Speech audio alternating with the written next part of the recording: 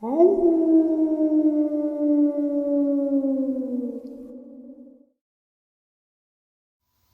greetings and salutations, everyone. I hope everyone is still doing well, and welcome to today's bonus upload. Before we jump into it, a couple links. As many of you know, I rely on Patreon, PayPal, channel membership, and the merch to help the channel to continue to grow and go. Links to Patreon, PayPal, and channel membership is in the description below. Merch is displayed directly under the video. Also, Dogman Frightening Encounters, Volume 1 through 3, the audiobook versions. They were written and researched by Tom Lyons, narrated and produced by me, Jeff Nadolny. Those audiobooks are available on Audible, Amazon, and iTunes, links to which are also in the description as well. And finally, last but definitely not least, if you'd really like to help support the channel to continue to grow and go, simply subscribe. It does not cost a cent. Click that like button, takes half a second. If you don't want to miss out on any of the informative uploads I put out daily, click that bell icon, and folks, please leave a comment. Why? Well, because all of these things really do help the channel to continue to grow and go. And yes, folks, they definitely matter. Now, everyone, I have taken far too much of your time. Let's jump in to today's bonus, shall we?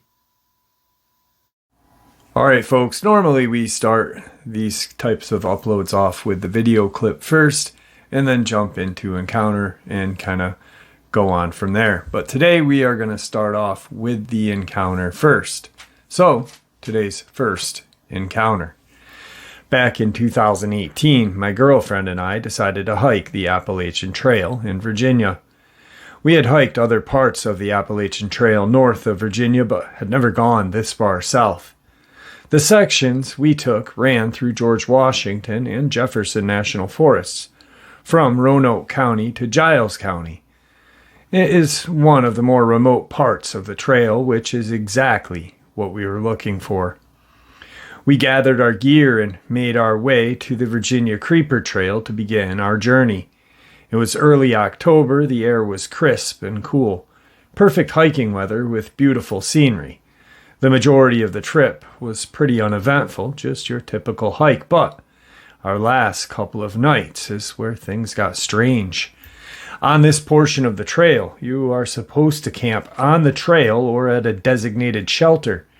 We didn't really want to run into other people and didn't want anyone coming up on us in the middle of the night. We decided to ignore these suggestions and find our own little spot off the trail. After a little searching around, we found a spot a little ways off the trail in the middle of a small clearing. We set up camp, cooked some food, talked for a while, then snuggled up and went to sleep for the night. Somewhere around 2 in the morning, I was awoken by my girlfriend shaking me, telling me to get your gun. Someone or something is outside walking around the tent. She told me that she woke up to what sounded like someone right outside of the tent, running a knife or something alongside while circling us. When hiking, I carry a .45 ACP. You never know exactly who you may run into at a remote location. I got the gun out of my pack and then sat silently, listening for any more sounds. After a while, we heard snapping and crunching sounds of someone or something walking in the woods behind the tent. I grabbed the flashlight and silently made my way out of the tent. Our fire had gone out, so it was nearly pitch black. I told my girlfriend to stay put while I checked it out. I didn't flick the flashlight on right away. I waited to hear more noise. After a few moments, the sounds were bipedal. I turned on the flashlight and flooded the area with light. I thought I saw something move behind a tree. I yelled out and told them to go away, that I was armed. I kept the light on my area with my gun drawn and slowly approached the area where I thought I had seen this figure. Then, from my right, I heard what sounded like something running through the woods. I spin and face my light that way, and then from the original spot hear who or whatever was there take off into the woods as well. There's no way I was giving chase, so I returned to the campsite. I ended up sitting guard outside of the tent until darkness turned to daybreak. In the morning, I looked around for signs of who or whatever it was, and I discovered prints in the soft, moist dirt outside of the tent. They weren't mine or my girlfriend's. This freaked me out, as it confirmed someone or something, perhaps more than one, was stalking around our tent. I kept it to myself because I didn't want to freak my girlfriend out any more than she already was. At this point, we're pretty deep in, and still had 2 days left.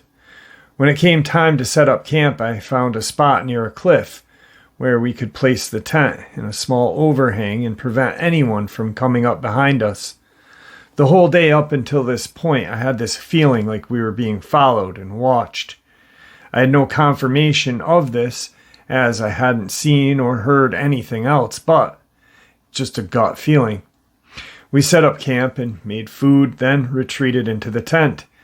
I kept the gun right next to me, and I assured my girlfriend that if I slept at all, it would be with one eye open. After a while, she drifted off to sleep, and I stayed awake, listening to the sounds of the woods at night. I was awoken a few hours later, just waiting to see if anything was going to happen. At some point, I drifted off. Then I woke up to what sounded like someone or something going through our stuff outside of the tent. I grabbed my gun again and woke my girlfriend up. There was a faint glow from the fire. I could see something silhouette against the tent. There's something out there. I yelled out that I was armed. They stopped and bolted off into the woods. I came out of the tent, gun drawn, ready to shoot. Our stuff was strewn about. I walked to the edge of the woods in the direction of whoever or whatever had fled. There was a creek nearby, and I walked to the edge. There was a small trail running alongside of it. Down the creek, I could see light, maybe a lantern or something flickering. Then I saw 3, I don't know what, emerge from the other side of the woods. I told my girlfriend to start packing up whatever she could, that we were leaving now. We packed up everything of value, left the tent and a few other items, and headed back onto the trail in the middle of the night. I kept hearing what sounded like voices, but not English, off in the woods. It almost sounded like garbled grunts and chirps, if that makes sense. I heard branches snap quite a ways off. I kept looking behind us every few seconds to make sure that nobody was coming up behind us. It was completely nerve-wracking. If something happened, we were still a long way from anywhere, and quite literally on our own. Since we hadn't seen another hiker the entire time we had been out here, I really felt we were in serious danger. We had been walking for quite some time when I heard something in the woods behind us. As we rounded the corner, I turned around and saw something step out onto the trail and just stand there and watch us. It was just as the sun was coming up and barely any light. I couldn't make out any features, just a strange silhouette. I stopped and looked at it for a second and said, "Who are you? What do you want?" They just stood there silently watching us, then turned and ran into the woods. We picked up our pace and kept going, looking back every so often. We didn't see them again, but my gut told me they were still there for quite a ways. We eventually reached the end of the trail and got to where we parked my girlfriend's car, extremely exhausted. We made it out of the woods without becoming a victim of what I believe was feral humans. You know, the other day I had made the comment of how I really do enjoy and am quite freaked out about encounters in Appalachia. Now, I truly do believe that feral humans live throughout the entire United States in the deep woods. I don't know exactly how they live. I think possibly they may be some kind of throwback of a human. Maybe a person or people that reverted back into something that we are not anymore. You know, like if you put a pig, domesticated pig in the woods and let it go, I think within like a month or two, it will turn feral. It'll turn into a hog. I don't know if that's possible with humans, but maybe.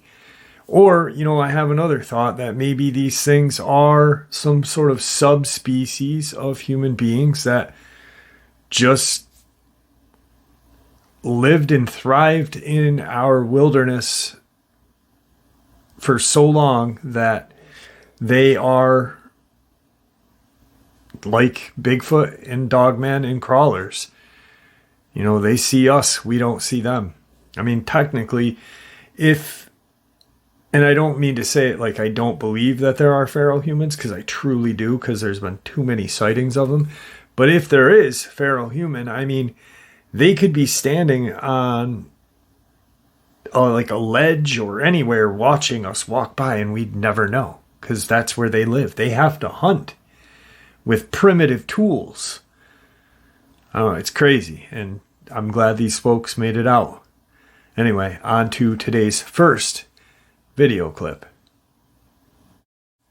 Yesterday I shared one of my favorite video clips that I truly do believe may be a Bigfoot running through a field in front of a group of what sounds to be teenagers or maybe young adults.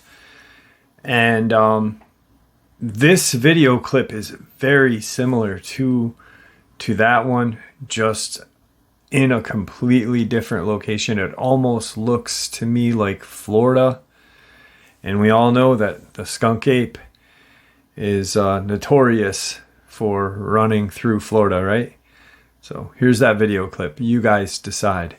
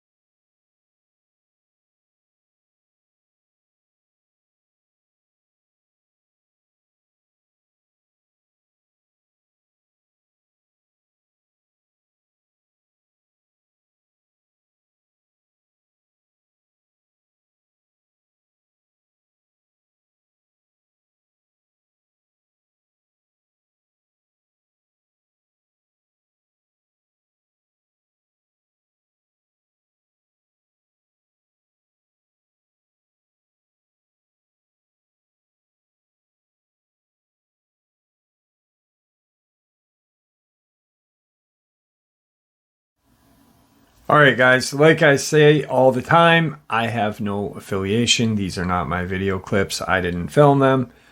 I don't know if they're real or not. I'm leaving it up to you guys to decide. The only thing I will say, like I said previous to showing the video clip, is that it's kind of reminiscent of yesterday's video clip when the young adults or teens were filming and wondering exactly what this thing was going through their field.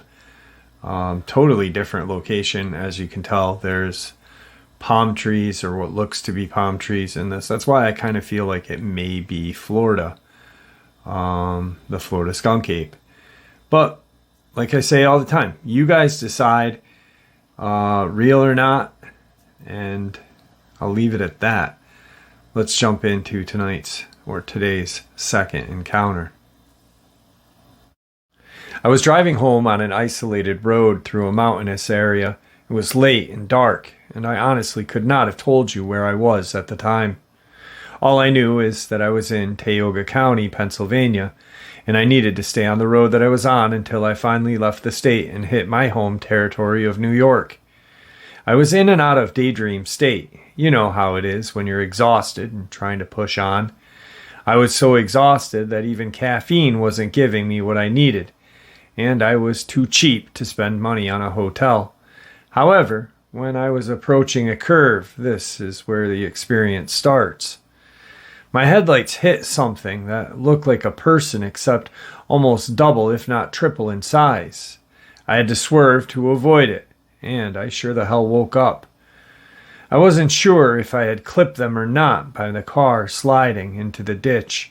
The first thing I did was get out and make sure that I had not hit somebody. I was thinking, why would there be someone out in the middle of nowhere wearing pitch black clothing? There was no one around, and I was pretty sure that there had been somebody on the road. Actually, I was certain of it. My car was good and stuck. The tires wouldn't grip the mud. I didn't want to call for a tow truck, but it was looking like my only option. I sat in the car and tried phoning out when I was sure I had seen movement. I was hoping it was someone willing to help me, but then I thought it was just my exhaustion playing tricks on my eyes. I shook my head, wondering if it would be a good idea just to sleep right here in the ditch and wait for the tow truck. Then it started to rain heavily. I was really tired, and the sound of the rain was not helping me stay awake at all. Then thoughts of sleep were suddenly gone when the driver's side window was blocked by a drenched furry body of something large. It was walking on two legs, but there was no way it was a human. It stopped and peered into the window. It was so ugly and evil looking. It's the only description that I feel is even appropriate. It was pointing its long wolf-like snout right at me, baring its teeth in a menacing grin like it was smiling at me, as if it was happy I was trapped in this little metal enclosure. Those long yellowish fangs, the worst part was its eyes. There was no soul in them, but they had some sort of supernatural glow. It then ran its claw on my window, which made a scratching sound. It was sadistic and evil. It maintained a stare and grin like it was letting me know there was nowhere I could run. I then noticed another wolf-like creature come out from the downpour, and then another. I don't know how many there was, but I was paralyzed with fear. It seemed like forever, though it was probably only a matter of seconds. But then they instantly disappeared. I looked around hoping that they were gone, and then I wondered why they took off. I soon found out. A pickup truck pulled up behind me, and an old man stepped out, walked up to my driver's side window, and volunteered to pull me out of the ditch. He looked at me and asked if I was all right. I didn't tell him what I had seen. He hooked the chain to my car and quickly pulled me out of the ditch. I thanked him profusely and actually offered to pay him for his trouble, but he refused. I then felt comfortable enough to tell him what had happened to me and that I had never seen anything like it before. After I described what I had seen, he got a strange look on his face, almost like he had heard this before. I asked him a couple of questions, and he was very dismissive. I was positive that he was aware of what this creature was. That was November of 2020, and I will never forget this. I can only imagine what may have happened to me if that old man hadn't stopped by to my rescue. Tonight's third encounter. My experience happened while I was 16 years old. In rural northern Wisconsin, I was chased by an unknown hairy bipedal creature outside of my childhood home. Up until that day, I had zero fear of the woods. Actually, I spent most of my time out there exploring, and I feared nothing. My parents had a pretty ugly marriage and fought a lot. I felt more at home outside than in the house. On hot nights, I'd take a sleeping bag and sleep on the roof of an old shack on our property. I had seen bear, wolves, all types of things. They were always more afraid of me than I of them. I didn't believe in ghosts, Bigfoot, demons, or even God at that time, actually. I only got lost out there once, when dark fell sooner than I expected. I stayed calm, found the North Star, and I knew if I continued south I'd eventually come across some old railroad tracks near the house. Even the thought of spending the night out there didn't bother me. The thought of my mom's rage when I didn't come home did. It was summer, and I had just turned 16, like I said. My mom had left my dad. Dad worked all the time. My sister was living on her own. Once school was out, it was me and my cat. And this was before the internet and smartphones. We lived on an old dead-end road. Around noon, I took my usual stroll down the long driveway to check the mail. My cat followed me everywhere, and I actually kind of relied on him to give me a heads up if there was a bear or anything close by.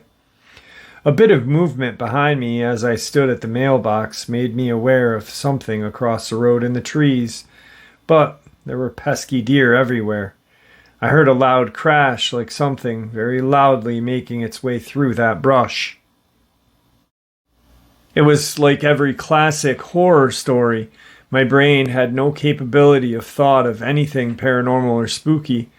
I simply tucked the mail under my arm and headed into the woods to investigate. My cat followed close behind. I got maybe 10 yards in when I noticed what I hadn't noticed before. There was no noise. Nothing. It was a beautiful June day, and there was not a single bird singing, no insects, no leaves rustling. Absolutely dead silent. At the same time, I registered the silence. I got that eerie feeling of something watching me. I stopped immediately and started scanning the woods for deer. Hunters know what I am talking about when I say you look for a shape of a deer instead of trying to pinpoint them by color. That's when I spotted it. 2 furry brown legs, the top of it concealed by tree branches. My cat hissed. I looked down and he was completely puffed out and his back arched, looking at the same thing I was. I looked back up and the legs had moved, not like a deer, but much like a human. Everything happened at once after that. I dropped the mail, picked up my cat by the scruff and ran. Whatever it was out there was running after me, and I had never ran so fast in my life. I tore up the driveway and into the house, locking the door and grabbing the phone. I called my next-door neighbor, who was the ex-chief of police. He came over immediately with pistol in hand. He checked out the spot I was in and found nothing. I was so hysterical. I was in tears. He stayed with me until I was able to reach my mom and have her come get me. Of course, they thought I was completely high or delusional. I know exactly what I saw and felt. It was broad daylight. I never felt safe in those woods again. I stopped sleeping outside altogether. Alright folks, the second video clip of today is what I know out of New Hampshire. Guy's out in his woods, he's got his cell phone with him and catches what he believes to be a Bigfoot. Once again, I have no affiliation with them, and I leave it up to you guys to decide how you feel about these video clips. Here it is.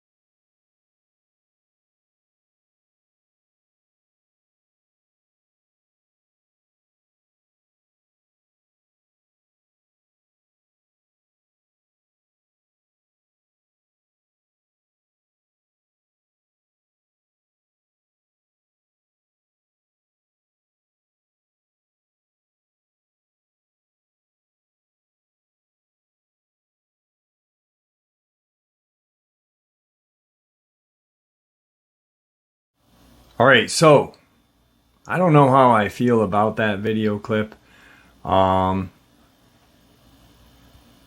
It's hard, when we see these video clips. There's not a lot of detail.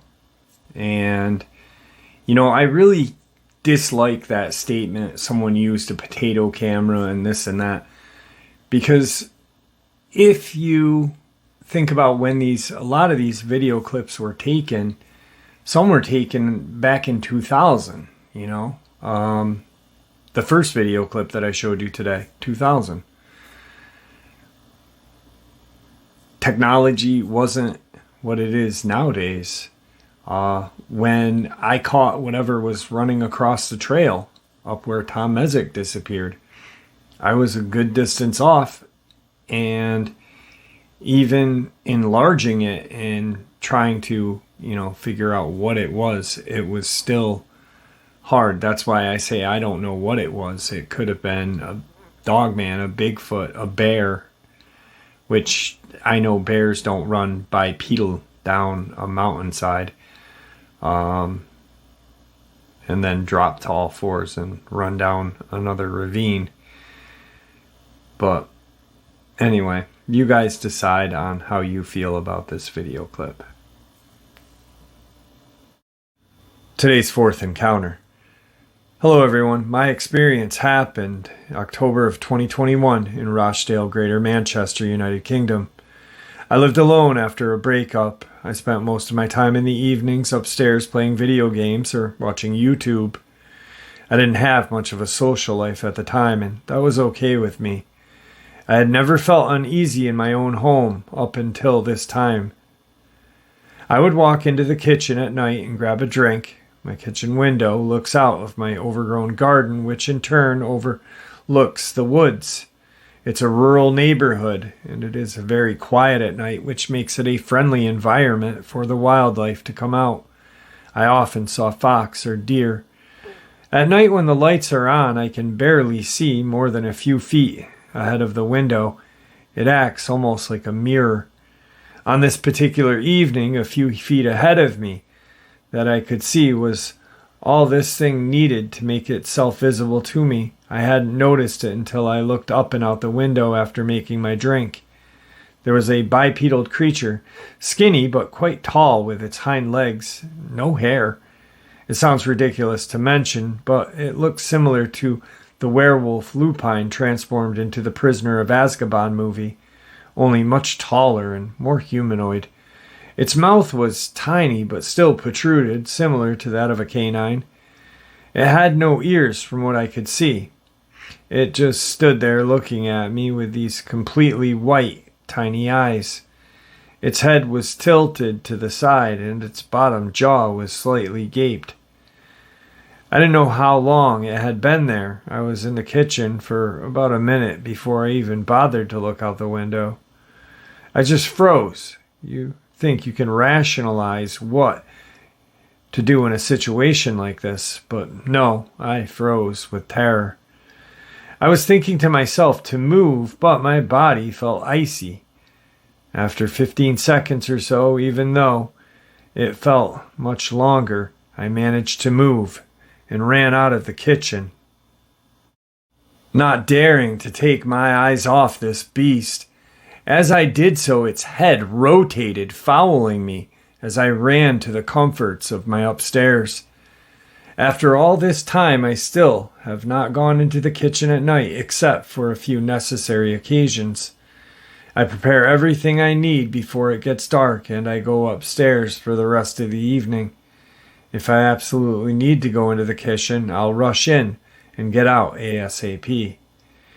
You know that feeling you get when all of the lights are turned off before you have to go back up the stairs and you feel like you're going to be chased by some sort of unknown entity? That's the feeling I get when I need to go into the kitchen. And to this day, I know instinctively that the werewolf creature is still watching me. My current boyfriend believes I'm imagining this, but he won't go out there at night when he visits. I've asked few people who I trust to offer me their opinion of this creature, but I know that none of them really believe me. I have considered moving, but I really do love my home.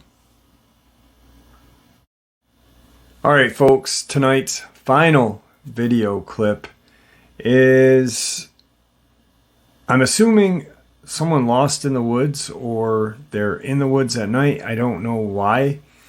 To be quite honest, I don't know why they would go into the woods at this dark of an evening. You know, when I went up to where Tom Mezek disappeared at night one time last year, and I made the video of it, you guys may have remembered it. I was only maybe 300 yards from my car and needed to get out of there right away. Being in the woods is just crazy at night. Anyway, here's this video clip. You guys decide.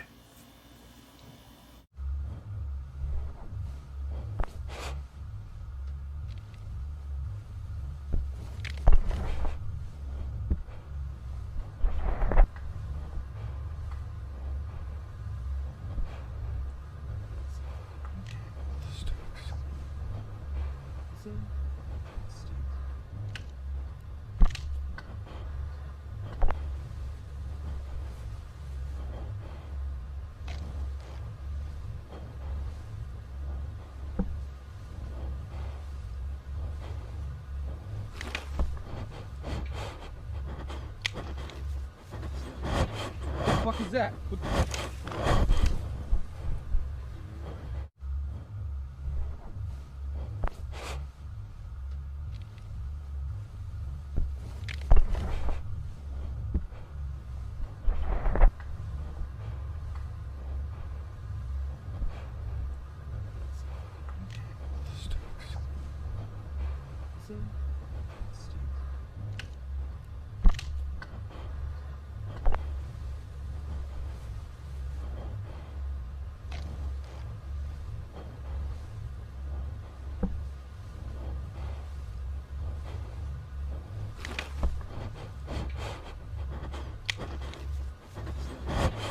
fuck is that?